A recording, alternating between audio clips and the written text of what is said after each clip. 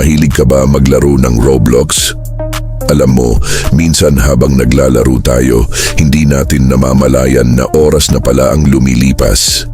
Minsan buong araw na tayong nasa harap ng cellphone o computer, gumagawa ng mga bahay, negosyo o karakter sa loob ng laro. Pero tanong ko lang, kung kaya mong magpundar ng negosyo sa Roblox, bakit hindi mo subukang gumawa ng totoong negosyo sa totoong buhay? Isipin mo to, sa Roblox, gumagawa ka ng mga strategy para kumita ng coins, para makabili ng gamit, para mag-upgrade ng character mo. Pero sa tunay na buhay, pwede mo ring gawin yan. Ang pinagkaiba lang, ang kita mo sa totoong negosyo, totoo rin ang balik.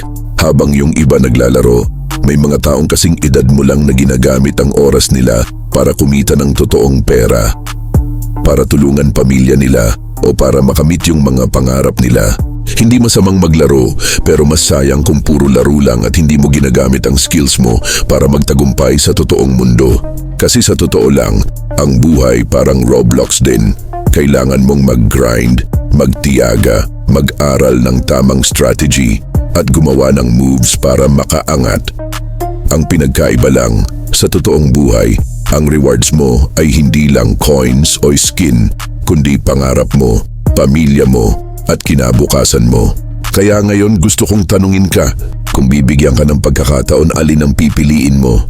Maglaro ng Roblox buong araw o maglaro ng negosyo na pwedeng magpabago ng buhay mo? Comment mo nga sa baba, Roblox o negosyo. At tandaan, habang naglalaro ka ng Roblox, may ibang taong naglalaro ng laro ng tagumpay sa totoong buhay.